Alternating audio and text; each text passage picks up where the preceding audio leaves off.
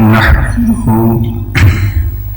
ونصلي ونسلم على سيدنا محمد رسوله النبي الكريم أما بعد فأعوذ بالله من الشيطان الرجيم بسم الله الرحمن الرحيم إن الله وملائكته يصلون على النبي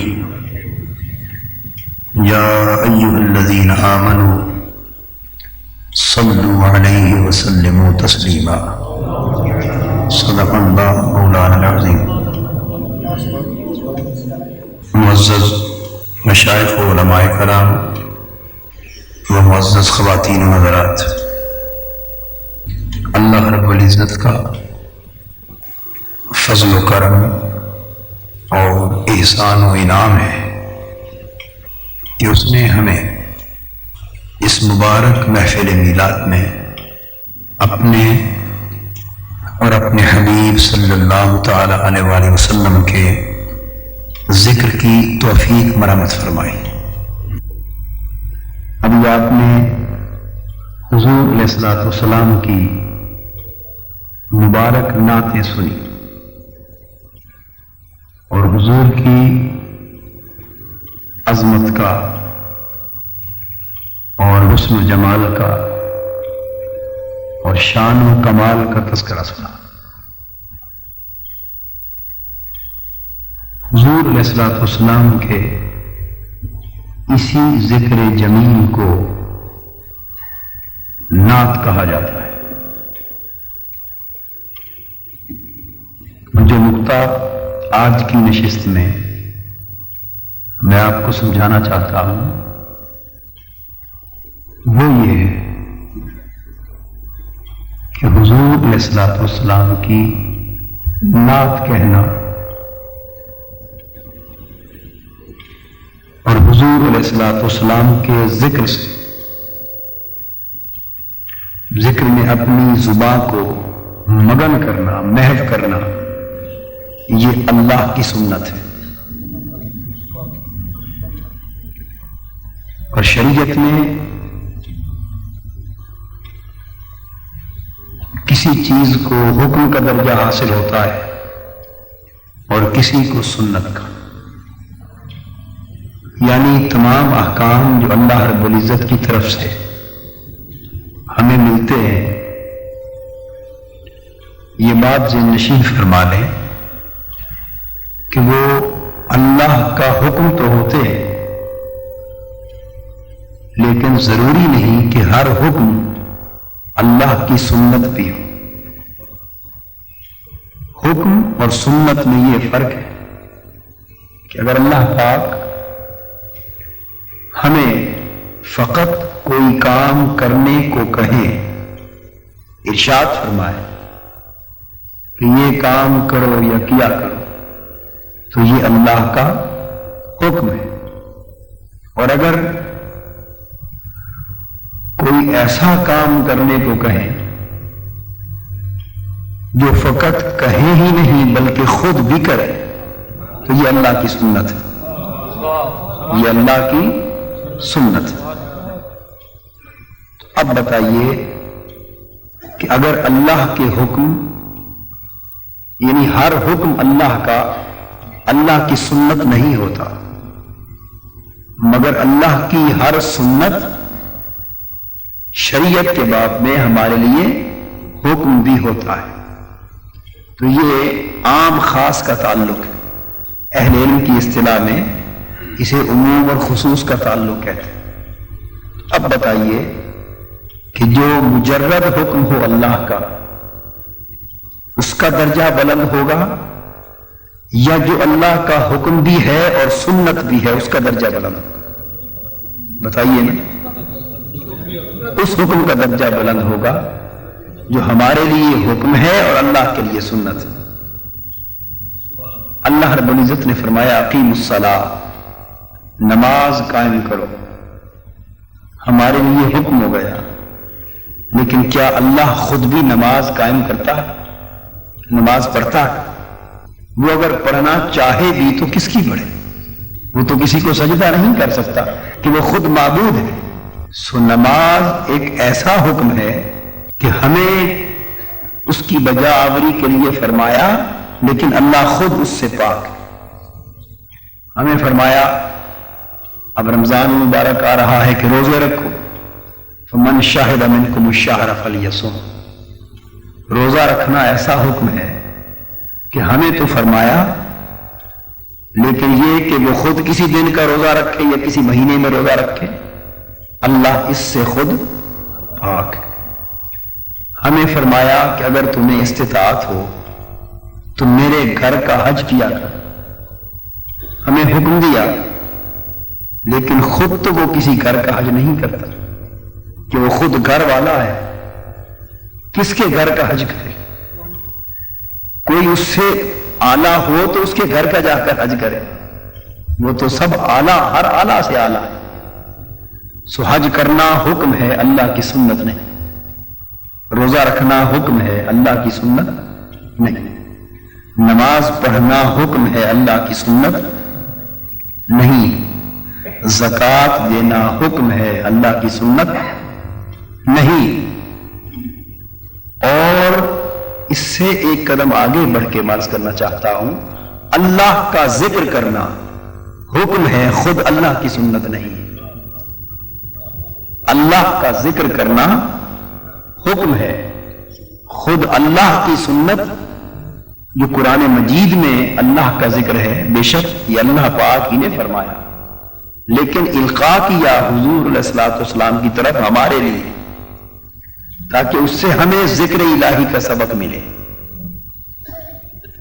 ورنہ اللہ پاک کا اپنا معمول نہیں کہ وہ اپنی تسبیح کرتا رہے اور اپنی تقدیس کرتا رہے اور اپنی حمد بیان فرماتا رہے، یہ اس کا اپنا معمول نہیں۔ اس نے تسبیح کو، تقدیس کو، حمد کو، اپنے اذکار کو ہمارے لیے نازل فرما دیا۔ ہمیں کیا فرمایا؟ اقم الصلاۃ لذکری، کہ اے بندے نماز قائم کر میرے ذکر کی خاطر۔ اللہ تعالی ہمیں حکم دے رہا ہے کہ میرے ذکر کو قائم کرو، اور قائم کرنے کا معنی کیا ہے؟ کہ ہر گھڑی میرا ذکر کی کرتے رہو، کوئی لمحہ میرے ذکر سے خالی نہ گزرے۔ ارشاد فرمایا، وقت یہ نکتہ سمجھنے کے قابل ہے کہ اللہ کا ذکر کرنا ہمارے لیے حکم ہے۔ فرمایا وَاذْكُرِ اسْمَ رَبِّكَ وَتَبَتَّلْ إِلَيْهِ تَبْتِيلًا، اے بندے اپنے رب کا نام جپ، اپنے رب کا نام جپ، اپنے رب کا ذکر کر، اور یوں کر کہ ہر شے سے کٹ کر فقط اسی کا ہو جا۔ یوں کر کہ ہر شے سے کٹ کر فقط اس کا ہو جا۔ یہاں ضمناً ایک نکتہ سمجھا دوں کہ اس آیت کریمہ میں دو ذکروں کا ذکر ہے، ایک ذکر لسانی اور ایک ذکر قلبی۔ ہم ذکر لسانی تو کرتے ہیں، ذکر قلبی نہیں کرتے۔ یہ اللہ کا ذکر ہماری زبانوں پر ہوتا ہے اور دل میں نہیں ہوتا۔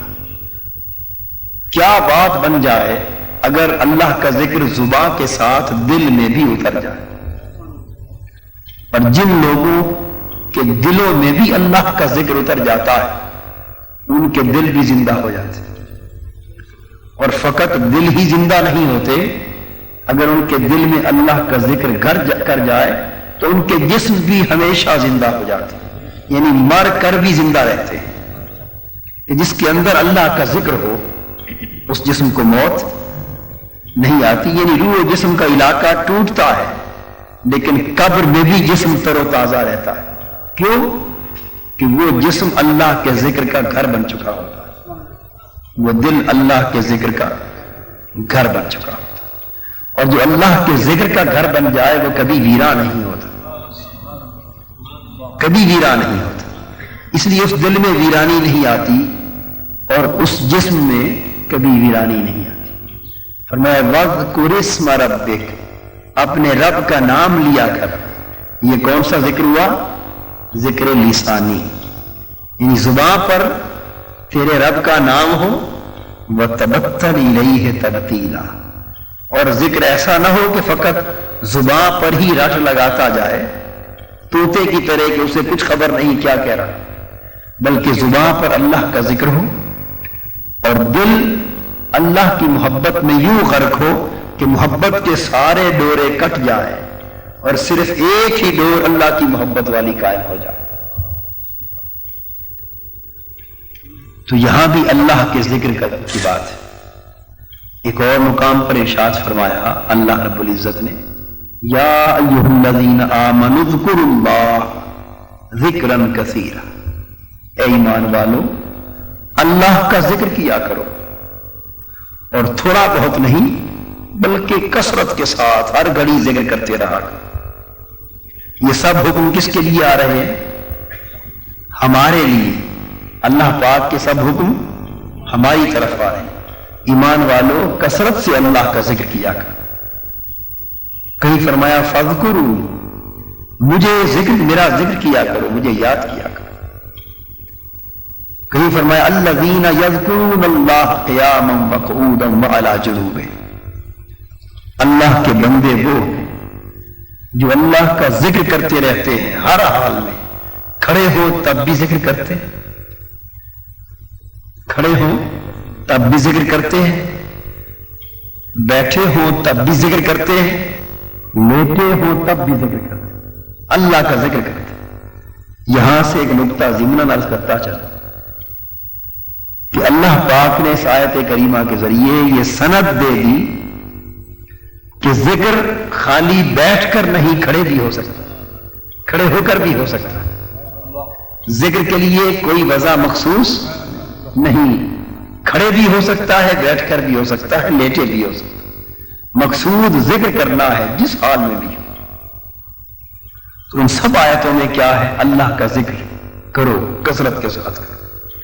الذین یدعون ربہم بالغداۃ والعشی یریدون وجہہ، اللہ کے بندے وہ ہیں جو صبح و شام اللہ کا ذکر کرتے رہتے، اللہ کو یاد کرتے رہتے اور ہر وقت اس کے مکھڑے کے طرفدار رہتے، اس کے مکھڑے کے، اس کے دیدار کے، اس کی رضا خوشنودی کے طلبگار رہتے، یعنی اس کے حسن کی ایک مسکراہٹ کو دیکھنے کے طلبگار رہتے۔ یہ سارے احکام کیا ہیں؟ کہ اللہ کا ذکر کرو۔ باری تعالیٰ تو نے تو ہمیں جا بجا حکم دیا کہ میرا ذکر کرو، میرا ذکر کرو، میرا ذکر کرو۔ اب بتا کہ تو خود بھی کوئی ذکر کرتا ہے، یہ خالی ہمیں کہتا رہتا ہے، یعنی خالی ہمیں ہی حکم دیتا ہے ذکر کرو، یہ تو تیرا بھی کام ہے ذکر کرنا؟ اللہ پاک جواب دیتا ہے کہ میں خالی تم ہی کو نہیں کہتا، میں بھی ذکر کرتا، میں بھی ذکر کرتا۔ اللہ ہم نے تو نے کئی ذکر سکھائے ہیں، کبھی اپنی حمد کا ذکر سکھایا ہے، کبھی اپنی تسبیح کا ذکر سکھایا ہے، کبھی تکبیر کا ذکر سکھایا ہے، کبھی تحلیل کا ذکر سکھایا ہے، کبھی لا الہ الا اللہ کا ذکر سکھایا ہے۔ ہمیں تو نے اپنے کئی ذکر سکھائے ہیں، یہ تو بتا کہ تو اگر ذکر کرتا ہے تو کیسا ذکر کرتا ہے اور کون سا ذکر کرتا ہے؟ تو اللہ پاک نے جواب دیا کہ سن لو، میرا ذکر بھی سن۔ میں ذکر کیا کرتا ہوں؟ وَرَفَعْنَا لَكَ ذِكْرَكَ، تمہارے لیے میرا ذکر ہے اور میرے لیے میرے محبوب کا ذکر ہے۔ میں ہر گھڑی اپنے محبوب کا ذکر کرتا رہتا، ہر گھڑی اپنے محبوب کا ذکر کرتا رہتا، اور اتنا ذکر کرتا رہتا ہوں کہ اس کو بلند کرتا رہتا۔ اب دیکھیے ذکر، ہم تو اللہ کا ذکر بلند نہیں نہ کر سکتے کہ ہم چھوٹے ہیں، مخلوق ہیں، وہ خالق ہے۔ مخلوق اپنے خالق کا ذکر کر تو سکتی ہے لیکن اس کو بلند کہاں سے کر سکتی؟ نہیں کر سکتی۔ لیکن وہ جب محبوب کا ذکر کرتا ہے تو خالی ذکر ہی نہیں کرتا بلکہ ذکر کو بلند کرتا ہے، اس لیے کہ ہوا جو محبوب سے بڑا، اور جب بڑا ذکر کرتا ہے چھوٹے کا تو اس کو بلند کرتا ہے۔ تو فرمایا کہ تمہیں تو خالی ذکر کو کہتا ہوں، اور میں محبوب کا صرف ذکر ہی نہیں کرتا بلکہ ذکر کو بلند کرتا رہتا. تو اللہ کی سنت کیا ہوئی؟ حکم ہوا اللہ کا ذکر کرو اس کا، اور اس کی سنت ہوئی محبوب کا ذکر کرنا.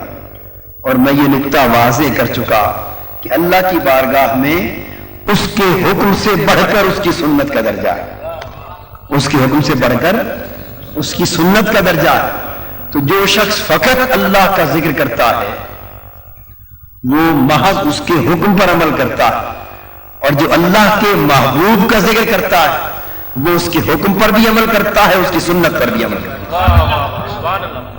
جو حضور کا ذکر کرتا ہے وہ اللہ کے حکم پر بھی عمل کرتا ہے اور اللہ کی سنت پر بھی عمل کرتا ہے.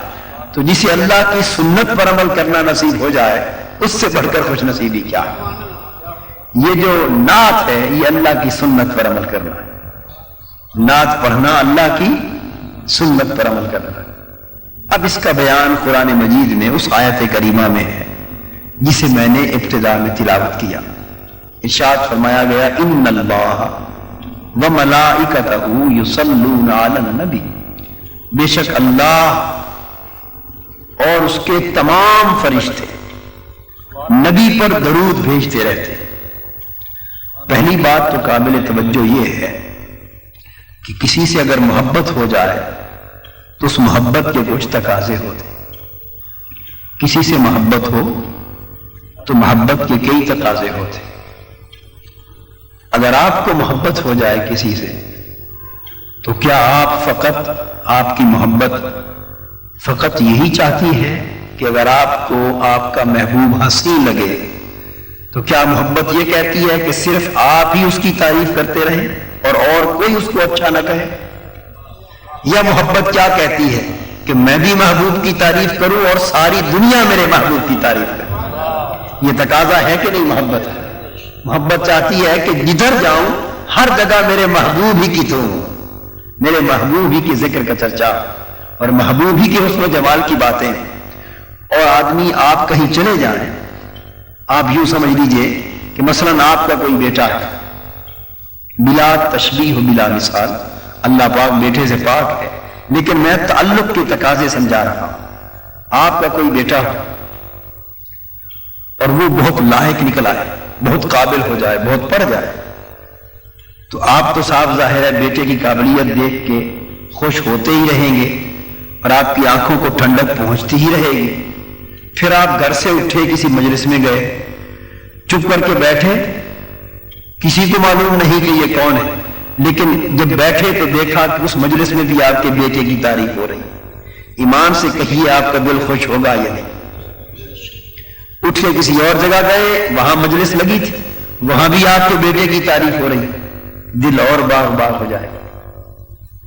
اور اگر کسی ایسی مجلس میں جانا جہاں ہر ایک کی تعریف ہو رہی ہو لیکن آپ کے بیٹے کی تعریف نہ ہو تو اس مجلس سے خوش ہو کے اٹھیں گے یا بوجھل دل ہو کے اٹھیں گے؟ نہ خوش ہو کے اٹھیں گے. یعنی جہاں جس کی زبان پر آپ کے بیٹے کی تعریف ہوگی آپ کا دل خوش ہوگا. اور جو آپ کے بیٹے کی تعریف میں بخل کر رہا ہوگا، گھٹن میں ہوگا، اور آپ کے بیٹے کی تعریف کھل کے نہ کر رہا ہوگا یا ناپسند کرتا ہوگا یا بجائے تعریف کے کچھ نقص کے پہلو نکالتا ہوگا، آپ کا دل کبھی بھی اس سے خوش نہیں ہو سکتا. یعنی محبت کا تقاضا یہ ہے کہ جو کوئی آپ کے محبوب کی تعریف کرے اسی سے آپ کو انس ہوتا ہے. تو جب آپ کی محبت یہ چاہتی ہے کہ آپ بھی محبوب کا ذکر کریں اور ہر کوئی آپ کے محبوب کا ذکر کرے اور ہر کوئی آپ کے محبوب کی تعریف کرے، جب آپ کی طبیعت یہ چاہتی ہے تو پھر اللہ کی محبت کا عالم کیا ہوگا؟ آپ اندازہ کر سکتے ہیں اللہ کی محبت کا عالم کیا ہوگا جب اس نے ساری کائنات میں سب سے پہلا اور سب سے بڑا اور سب سے آخری اس درجے کا ایک محبوب چن لیا اور اس کے ذکر کو اپنے اوپر اپنی شان کے لائق لازم فرما لیا. تو پھر اس کی محبت نے کیا یہ نہ چاہا ہوگا کہ میں تو محبوب کا ذکر کر ہی رہا ہوں، میری مخلوق بھی محبوب کا ذکر کیا کرے؟ تو پھر کیا کیا؟ ان اللہ، بے شک اللہ اپنے نبی پر درود بھیجتا ہے، نبی کے ذکر کرتا ہے، نبی کے چرچے بلند کرتا ہے، لیکن اس کی محبت کہتی ہے کہ اکیلا میں محبوب پر درود بھیجتا رہوں تو محبت کو تسکین نہیں ہوتی۔ فرمایا فرشتوں تم کس کام کے لیے، تم کیا کرتے ہو، اور تم بھی سارے میرے ساتھ مل جاؤ، میں بھی محبوب کا ذکر کروں، تم بھی میرے محبوب کا ذکر کرو، میں بھی ذکر کروں، تم بھی میرے محبوب کا ذکر کرو، ہر کوئی مل جل کر میرے محبوب کا ذکر کرے۔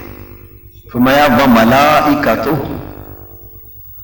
اور میں نے اس کا ترجمہ عرض کیا کہ اس کے سارے فرشتے، یعنی ترجموں میں یہ سارے کا لفظ نہیں لکھا ہوا ہوتا، لکھا ہوتا ہے صرف اللہ اور اس کے فرشتے، لیکن میں ایک لفظ کا اضافہ کر رہا ہوں کہ اس کے سارے فرشتے۔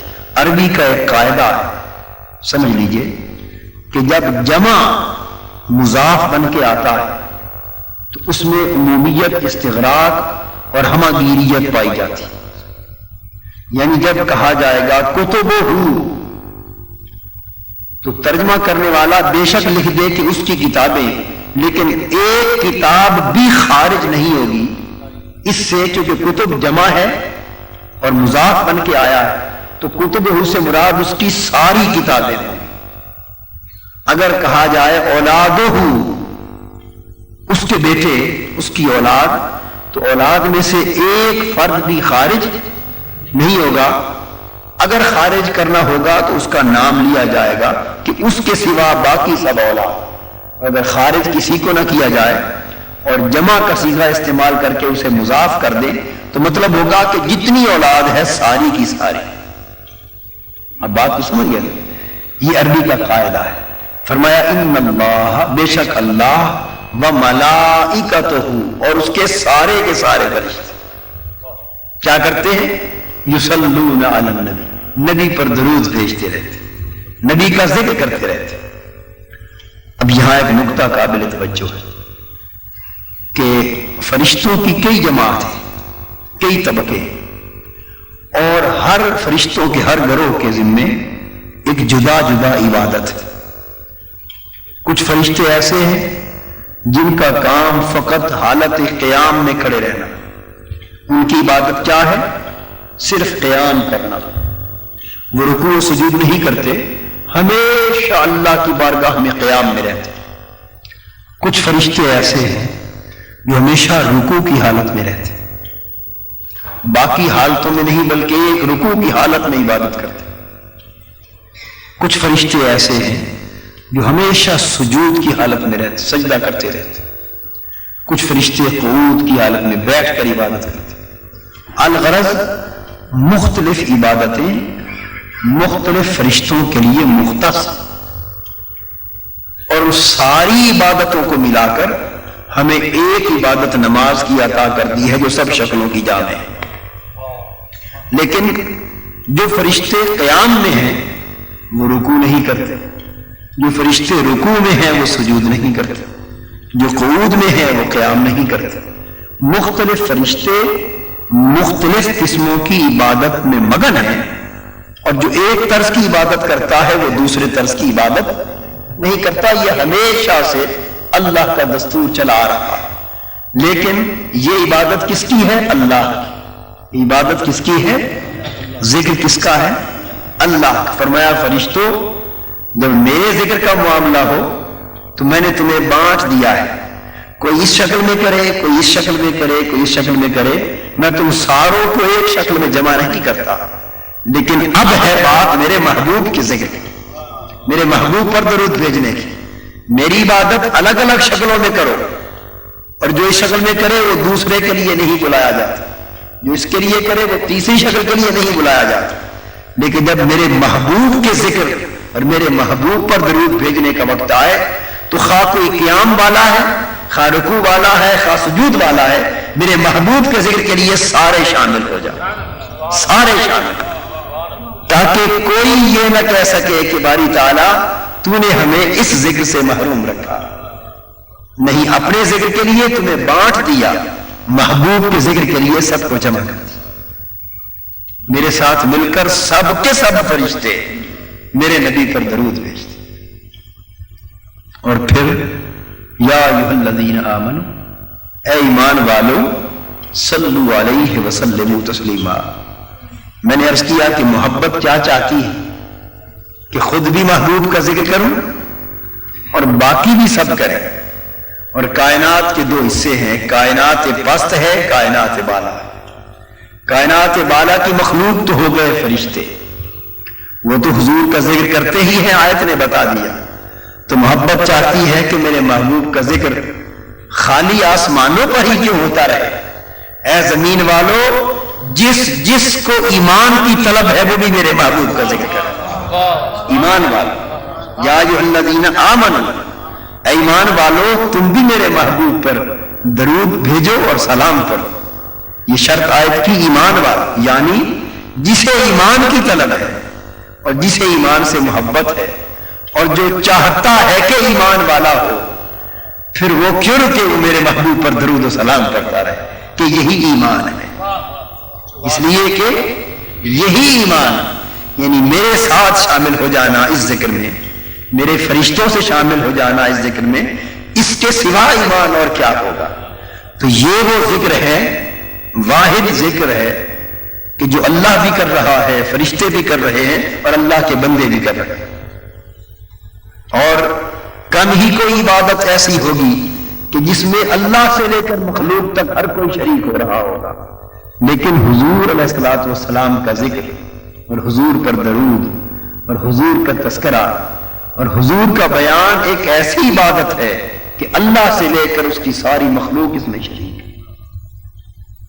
اب یہاں ایک بڑا بنیادی نکتہ سمجھنے کے لائق ہے، وہ یہ کہ اللہ کا درجہ بلند ہے یا اللہ کے رسول. بلا شک و شبہ اللہ کا درجہ بلند ہے. کسی مومن، کسی مسلمان کو اس امر میں شک نہیں ہونا چاہیے، اور اس امر میں بھی شک نہیں ہونا چاہیے کہ اللہ اور اس کے رسول کا درجہ برابر نہیں ہے. جو رسول صلی اللہ علیہ وآلہ وسلم کو معاذ اللہ، استغفر اللہ ثم استغفر اللہ، کسی لحاظ سے بھی اللہ کے برابر جانے، وہ کافر و مشرک ہے، خارج از ایمان. اور کوئی مسلمان ایسا تصور بھی نہیں کر سکتا کہ رسول کو اللہ کے برابر جانے. کوئی مسلمان ایسا تصور کر ہی نہیں سکتا. اور کیسے کر سکتا ہے کہ اللہ خالق ہے اور رسول اس کی مخلوق ہے، اللہ مالک ہے، رسول اس کا مملوک ہے، اللہ مرسل ہے، رسول مرسل ہے، وہ بنانے والا ہے، رسول بن کے آنے والا ہے. تو خالق مخلوق کبھی مساوی نہیں ہو سکتے. تو اللہ کا درجہ ہر لحاظ سے اپنے رسول سے اعلیٰ ہے، رسول سے اعلیٰ و عرفہ ہے. اب یہاں ایک نکتہ سمجھانا چاہتا ہوں کہ جس طرح اللہ کا درجہ اور اللہ کا رتبہ رسول سے اعلیٰ ہے، اسی طرح اللہ کے فعل کا درجہ رسول کے فعل سے بھی اعلیٰ. اللہ کا رتبہ جب رسول سے اونچا ہوا تو اللہ کے کام کا رتبہ رسول کے کام سے اونچا ہوا یا نہ ہوا؟ بتائیے نا بھائی، اونچے کا کام اونچا ہوتا ہے. جب اللہ کا درجہ رسول پاک صلی اللہ علیہ وآلہ وسلم سے بلند و بالا اور یہ برابر نہیں ہو سکتے، تو جان لو اسی طرح جو فرق اللہ اور اس کے رسول میں ہے درجے میں، ایمان میں فرق نہیں، یہ درجے میں جو فرق اور مرتبے میں ہے، یہی فرق اللہ کے فعل اور اس کے رسول کے فعل کے مرتبے ہے کہ اللہ کا فعل اونچا ہے اور رسول کا فعل اس کے مقابلے میں نیچا ہے. اب فعل کی جگہ میں لفظ سنت استعمال کرتا ہوں. فعل کو کیا کہتے ہیں؟ سنت. تو جس طرح اللہ اور اللہ کا رسول درجے میں برابر نہیں ہو سکتے، جان لو کہ اسی طرح اللہ کی سنت اور رسول کی سنت درجے میں برابر نہیں ہو سکتی، اور اللہ کا فعل اور رسول کا فعل درجے میں برابر نہیں ہو سکتی. جس طرح اللہ رسول سے بلند ہے، اسی طرح اللہ کا فعل اور سنت رسول کے فعل اور سنت سے بلند. یہاں تک تو آپ بات سمجھے نا؟ اب بتائیے کہ نماز پڑھنا یہ رسول کا فعل ہے یا اللہ کا فعل؟ کس کی سنت ہے؟ رسول کی سنت. روزہ رکھنا، زکوٰۃ دینا، حج کرنا یہ سب رسول کی سنتیں ہیں یا اللہ کی سنت ہے؟ جی، کیونکہ یہ کام رسول صلی اللہ علیہ وسلم کرتے ہیں، اللہ نہیں کرتا. اور رسول پر درود و سلام بھیجنا یہ رسول کی سنت ہے یا اللہ کی سنت ہے؟ اللہ کی سنت ہے. یہ سب عبادتیں، ساری عبادتیں رسول کی سنت کہ وہ رسول نے کی صلی اللہ علیہ وسلم اور ہم تک پہنچی. اور رسول اکرم صلی اللہ علیہ وسلم پر درود و سلام بھیجنا یہ کس کی سنت ہے؟ اللہ کی.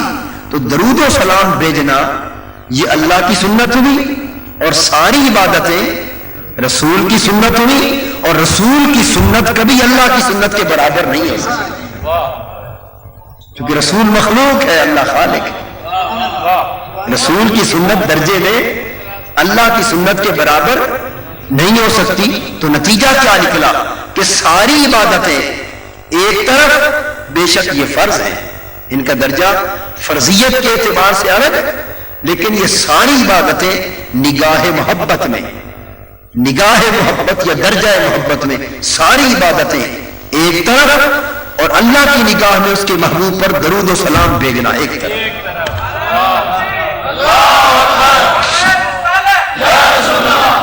کیوں کہ یہ ساری عبادتیں فرض ہو کر بھی مخلوق کی سنت رہتی ہے، رسول کی سنت رہتی ہے، اور درود و سلام بھیجنا اللہ کی اپنی سنت ہے. تو مخلوق کی رسول کی ساری سنتیں مل جائیں تو نگاہ محبت میں اللہ کی سنت کے برابر نہیں ہو سکتی. اس لیے اللہ کی بارگاہ میں قبولیت کے اعتبار سے جو مقام درود و سلام کو حاصل ہے وہ مقام شاید ہی اس نگاہ سے کسی اور عبادت کو نصیب ہوگا. اور یہاں ایک اور علمی نقطہ عرض کروں، وہ یہ کہ ساری عبادتیں ظنی القبول ہیں. کیا؟ ظنی القبول، قبولیت میں ظنی، یعنی اللہ چاہے تو قبول فرما لے، چاہے قبول نہ فرمائے. یہ سب عبادتیں ظنی ہیں اپنی قبولیت. آپ نے عبادت کر دی، نماز پڑھ دی، اور اللہ پاک فرماتے ہیں کہ کتنے لوگ ہیں جو نماز پڑھتے ہیں لیکن ریاکاری کرتے ہیں، اور نماز ریا کی پڑھ کے بھی جہنم میں جاتے ہیں. قرآن میں ہے یا نہیں؟ جی ہے. حدیث میں ہے یا نہیں کہ کتنے لوگ ہیں جو روزہ رکھتے ہیں لیکن سوائے بھوک اور پیاس کے انہیں کچھ نصیب نہیں ہوتا؟ ہے یا نہیں؟ کتنے لوگ جو جہاد کریں گے، جان قربان کریں گے، لیکن اللہ کی بارگاہ سے کچھ نصیب نہیں ہوگا کیونکہ ریاکاری کی وجہ آ جائے گی. حدیث پاک میں کتنے لوگ صدقہ خیرات کریں گے لیکن اللہ کی بارگاہ سے کوئی اجر نہیں ملے گا، فقط اس لیے کہ ان کا صدقہ خیرات دکھلاوے گا. کتنے لوگ ایسے ہیں جو علم دین کا پڑھیں گے، پڑھائیں گے، پھیلائیں گے، لیکن جب قیامت کے دن اللہ کی بارگاہ میں پیش ہوں گے دھتکار دیے جائیں گے. حدیث صحیح بخاری کی ہے. کیوں؟ کہا جائے گا تم نے علم دین کا پھیلایا دکھلانے کے لیے تاکہ لوگ تمہیں بہت بڑا عالم کہیں. تو ساری عبادتیں کسی نہ کسی حال میں رد ہو سکتی ہیں، لیکن مجھے قرآن کی ایک آیت یا ایک حدیث تو دکھا دو جس میں ہو کہ درود و سلام پڑھنے والے کا بھی رد ہو جائے کسی وجہ سے.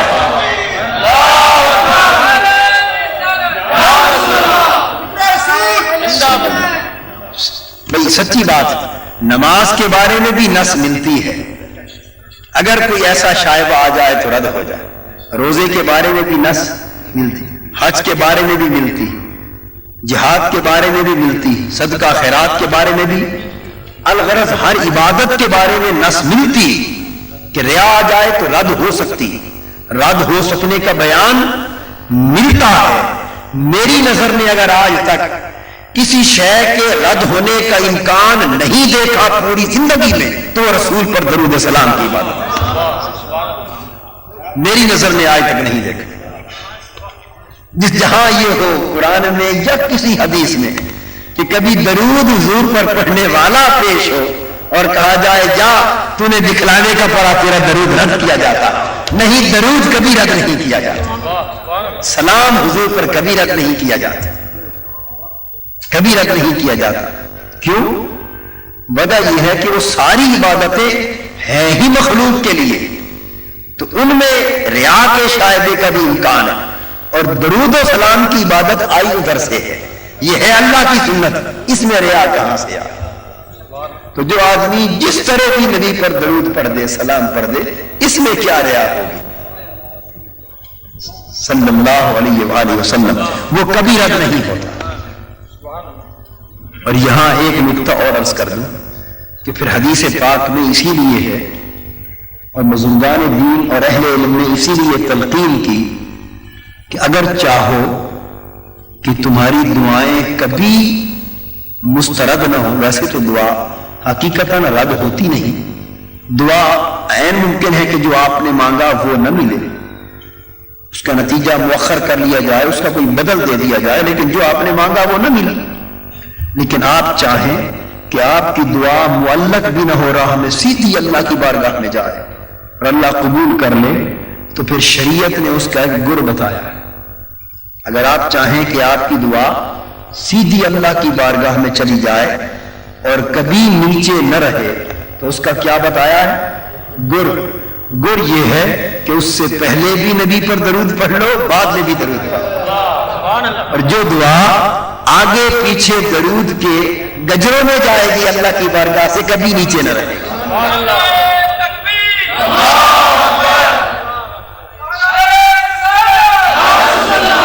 کبھی رد نہ ہوگی، کبھی رد نہ ہوگی. اس لیے کہ درود تو ہر حال میں اس نے لینا ہی لینا ہے، ہر حال میں لینا ہے. تو یہ کس طرح ممکن ہے کہ درود آگے پیچھے ہو گیا تو درود برتن ہو گیا نا؟ جب آگے بھی درود پیچھے بھی درود تو درود ہو گیا ظرف. کیا ہو گیا؟ ظرف تھال بن گیا نا، برتن بن گیا، اور دعا اس کے اندر رکھی گئی. تو جب اس نے برتن اٹھانا ہے تو اندر کا دودھ کہاں جائے؟ وہ تو ساتھ ہی جائے گا. جب وہ درود دونوں طرف سے اٹھائے گا تو دعا تو ساتھ ہی جائے گی. اس لیے حضور پر درود و سلام کے تصدق میں ہر گناہگار کی دعا ساتھ ہی جائے گی، اس لیے کہ وہ اس کی سنت ہے، وہ اس کی سنت، اپنی سنت کو تو کبھی چھوڑ نہیں سکتے. اور پھر آخری نکتہ جو سمجھا دوں وہ یہ کہ اللہ کی کوئی شرط، کوئی حد، کوئی قید ہے؟ اللہ کسی لحاظ سے مقید ہے؟ اللہ کسی لحاظ سے مقید نہیں. جس طرح اللہ مقید نہیں ہے، اس طرح اس کی سنت بھی مقید نہیں ہوتی، اس کی سنت بھی مقید نہیں ہوتی. اور مخلوق مقید ہے یا مطلق؟ مخلوق مقید ہوتی، خواہ وہ اللہ کا نبی ہی کیوں نہ ہو صلی اللہ علیہ وسلم. ہمارے لیے تو وہ مطلق صحیح، لیکن اللہ کے لیے تو مقید ہے، محدود ہے، متناہی ہے. تو اللہ کا رسول، اللہ کا نبی، اللہ کی مخلوق، اس کے لیے شرط، قید، حیت ہوتی، لیکن اللہ پاک شرط، قید، حیت سے، شکل و صورت سے پاک ہے.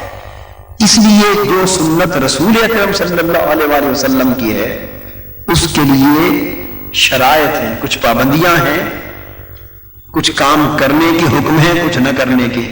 مثلا نماز حضور علیہ الصلوۃ والسلام نے پڑھ کے دی تو قرآن نے کہا ان الصلاۃ کانت علی المؤمنین کتابا موقوتا، کہ نماز وقتوں کے ساتھ فرض، نہ وقت سے پہلے پڑھ سکتے ہو نہ وقت کے بعد. وقت سے پہلے پڑھی تو ہوئی نہیں، اور وقت گزر گیا پڑھی تو قضا ہو گئی. مقرر وقت پر پڑھو، آگے پیچھے پڑھ نہیں سکتے، یہ شرط ہے، کیونکہ نماز حضور کی دی ہوئی سنت، تو آگے پیچھے نہیں پڑھ سکتے، مقرر وقت پر پڑھو. اگر وقت گزر گیا تو قضا ہو گئی. تو نماز کی تو قضا ہے. کبھی مسئلہ شریعت میں درود کی بھی قضا ہے، درود و سلام کی بھی قضا ہے، کہ اس وقت پڑھو گے تو قبول ہوگا، اور پہلے پڑھو گے تو نہ ہوگا، بعد میں پڑھو گے تو قضا ہوگا. ارے درود جب پڑھو قبول ہوگا، جب پڑھو ادا ہوگا.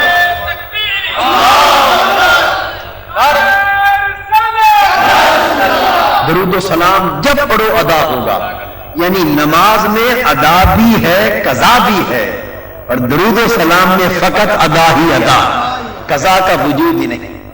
کیونکہ قضا اس وقت ہوتی ہے جب وقت کی پابندی، جب وقت کی، اور جس میں وقت کی پابندی کو اٹھا دیا جائے اس میں قضا۔ یہ قرآن کی تلاوت میں کوئی قضا ہے؟ استغفار میں کوئی قضا ہے؟ جو عبادتیں وقت کے ساتھ مختص ہیں ان میں قضا ہے، اور جن کو وقت سے الٹا کر دیا گیا ہے ان میں قضا نہیں۔ روزہ رکھنے کو کہا، میں فمن شاہد منکم الشہر فلیصم، تم میں سے جو رمضان کا مہینہ پا لے سو وہ روزہ رکھے۔ تو رمضان سے پہلے روزہ رکھا گیا تو فرض ہوا، رمضان گزر گیا بعد میں روزہ رکھا تو فرض ہوا۔ باقی نفل ہوتے ہیں لیکن فرض تبھی ہے جب اس مہینے میں پڑا جائے۔ للہ علی الناس حج البیت من استطاع الیہ سبیلا، حج جا کر کرو، چاہو کہ کراچی میں بیٹھ کر حج کر لے ہوگا نہیں، حج تو وہیں جا کر ہوگا، حج تو وہیں جا کر ہوگا۔ دائیں بائیں کسی اور جگہ کرنا چاہیں تو حج نہ ہوگا، اور 9 ذی الحج کے علاوہ کسی دن وہیں چلے جائیں تو ہوگا نہیں۔ یعنی جو اللہ کی عبادتیں ہیں ان میں وقت کی بھی پابندی ہے، جگہ کی بھی پابندی ہے، بعضوں میں کسی میں وقت کی پابندی، کسی میں جگہ کی پابندی، الغرض پابندیاں ہی پابندیاں ہیں، ان کے مطابق کرو گے تو قبول ہوں گی، آگے پیچھے کرو گے قبول نہ ہوں گی۔ تو وہ جو اللہ رب العزت کی عبادتیں اور مخلوق کے لیے دی گئی ان میں تو سب پابندیاں ہیں، لیکن درود و سلام ہر پابندی سے پاک ہے۔ جہاں چاہو پڑھو قبول ہوگا، جس وقت چاہو پڑھو قبول ہوگا، دن کو پڑھو تب بھی قبول ہے، رات کو پڑھو تب بھی قبول ہے، چلتے پھرتے پڑھو تب بھی قبول ہے، کھڑے بیٹھ کر پڑھو تب بھی قبول ہے، بیٹھ کر پڑھو تب بھی قبول ہے، کھڑے ہو کر پڑھو تب بھی قبول ہے، اکیلے پڑھو تب بھی قبول ہے، مل جل کر پڑھو تب بھی قبول ہے۔ اور زبان کی قید نہیں، نماز پنجابی زبان میں پڑھ سکتے ہیں نہیں، لیکن حضور پر سلام بھیجنے کا وقت آئے عربی میں پڑھو تب بھی قبول ہے، اردو ہندی میں پڑھو تب بھی قبول ہے، اور امام بصیری کی زبان میں پڑھو تب بھی قبول ہے، اور امام احمد رضا کی زبان میں پڑھو تب بھی قبول ہے۔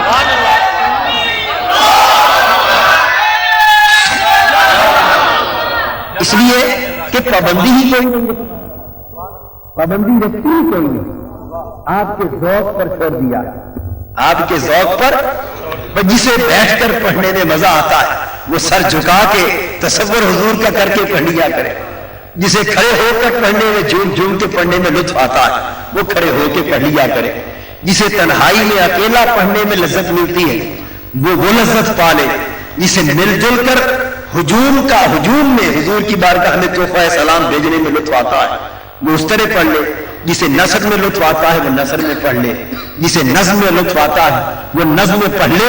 جب اپنی عبادت کی بات تھی 100 پابندیاں عائد کر دی، جب محبوب کے درود و سلام کا وقت آیا سب پابندیاں اٹھا دی۔ فرمایا لوگوں پابندی اس لیے عائد نہیں کرتا کہ یہ بہانہ نہ مل جائے کہ وقت گزر گیا تھا نہ رہا تھا، نہیں، میرے محبوب پر درود و سلام پڑھو، ہر وقت پڑھو، ہر حال میں پڑھو، جس طرح پڑھو گے قبول کروں گا۔ میرا مدعا ہے بس پڑھو تو صحیح، جھگڑو نہیں، پڑھو تو صحیح، جھگڑو نہیں، پڑھو تو صحیح۔ اللہ نے فرمایا کہ نبی پر درود و سلام پڑھو، آپ نے کہا نہیں کہ جھگڑیں گے، اس حال میں پڑھو تو جائز ہے، اس حال میں پڑھو تو ناجائز ہے۔ اگر اللہ نے کوئی حال ناجائز نہیں رکھا، اللہ پاک نے فرمایا کہ پڑھو، اور ہم نے کہا کہ نہیں اس پہ جھگڑیں گے، اس نے فرمایا ساری پابندیاں اٹھا دی، اور ہم نے فرمایا کہ نہیں ہم نے پابندیاں لگا دی۔ اس نے کہا جس وقت دل چاہے پڑھو، ہم نے کہا نہیں ہم وقتوں کی پابندی کریں۔ اس نے فرمایا جس زبان میں چاہو پڑھو، ہم نے زبانوں کی پابندیاں لگائی۔ اس نے فرمایا جس حال میں چاہو پڑھو، ہم نے فرمایا حال کی بھی پابندی ہے۔ ارے وہ پڑھنے کو کہتا ہے، ہم جھگڑنے کو کہتے ہیں، اور اسلام کہتا ہے کہ جھگڑو نہیں، پڑھو تو صحیح، جیسا ہو سکے پڑھو، ہر حال کا پڑھا ہوا قبول، ہر حال کا پڑھا ہوا قبول ہے۔ ہم جھگڑتے رہتے ہیں اور پڑھنے سے گریز کرتے ہیں۔ بس اللہ پاک ہم سب کو اپنے محبوب صلی اللہ علیہ وسلم کے ذکر کی، محبت کی اور درود و سلام کی ہر گھڑی توفیق عطا فرمائے۔ اور بجائے ان مسائل پر جھگڑنے کے کھلے دل سے مل جل کر کام کرنے کی توفیق عطا فرمائے. وما علینا الا البلاغ. شیخ الاسلام ڈاکٹر محمد طاہر القادری کے آفیشیل یوٹیوب چینل کو سبسکرائب کریں اور بیل آئیکن کلک کریں.